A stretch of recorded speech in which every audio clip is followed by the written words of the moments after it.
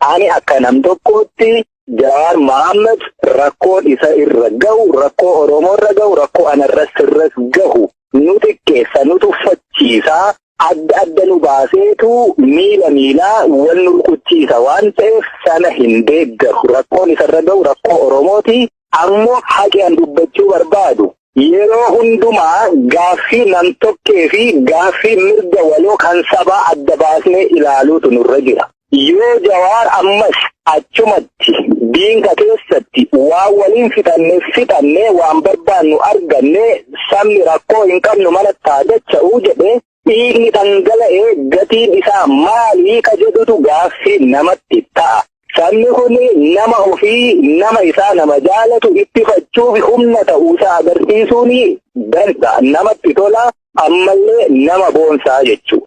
Garuu gaaffii nama tokkee fi guyyaa guyyaan hiriira ba'u moo gaaffii mirga abbaa biyyummaa fi bilisummaa sabaa kabachiifne rakkoo har'a keessa jirru kana keessa wal baasuutu furmaata ka jedhu irratti ka Oromoon wal ta'ee dhaabbachuun itti jiru.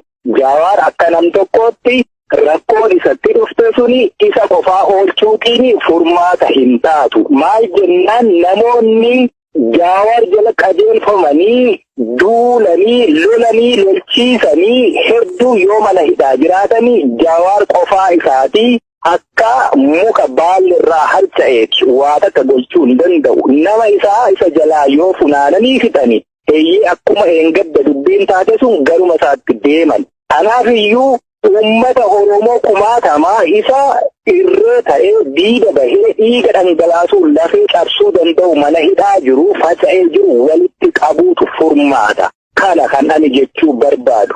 Akka biraatti OPDO keessa wanta jiru jira. Kaleessa nuti saban bilisoomsine OPDOdha Tigree jalaa baasne malee qabsoon karaatti hafe yookaan immoo warraaqsi inni gatate isa kana.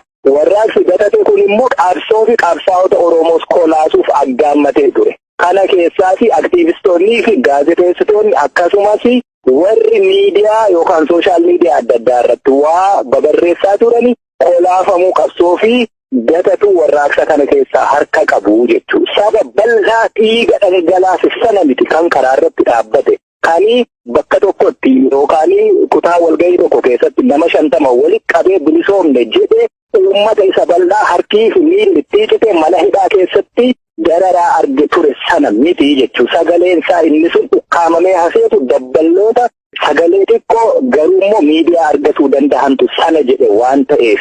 Warri akkanaa kun ammas sabatti deebi'anii gaaffiin sabaa inni xumuraa guduunfaan bilisummaa walabummaan biyyaa deebii akka hin arganne burjaajii keessaa saba baasuu qabu. Konfiyuuzii nama gochuu akkasumas jaalala sabaa sana abiyuus gochuun irra hin jiraatu. Sabni rakkoo keessa jira. Warraaqsi keenya gatateera. Qabsaa'onni fi qabsoon keenya kolaafamuuf itti aggaamame immoo maqaa waraana bilisummaa Oromoon kolaafamuurraa hanqafameetu jira jechuudha. Hanga kun jirutti ammoo qabsoon addaan hin citu. Qabsoon kun garuu hanga yoomiitti wareegama guyyuu bu'aa xixiqqoo barbaachuu fi kafalama. Maaliif guduunfaan ittiin taasifamu? Waan xiqqoo barbaadaa gaafa waan xiqqoo dhabne harka duwwaa galla. Waan guddaa maaf hin gaafanne yoo xiqqaatillee waan guddaa dhabne waan xiqqootiin galuu ni dandeenya jechuudha. Gaaffii Oromoo xiqqeessuun nurra hin jiraatu. Kanaaf akkuma sila sii dhuge mirgi OPDO Tigree jalaa baasnee abbaa biyyaa osoo hin taane akka paartii yookaan dhaabaatti bilisa isaan goone amma immoo gama isaan naftanyoota jechuu jirani kauma ofii isaanii filanii masaraa mootummaatti naqataniin xiqqoo dhiibbaa wal keessa jirti. Amma Tigireerraa bilisa bahani Amaararraa akka bilisa isaan baasnudha dhiiga nu dhangalaasisuu fi waan tolfames natti fakkaachuutti jira jechuudha.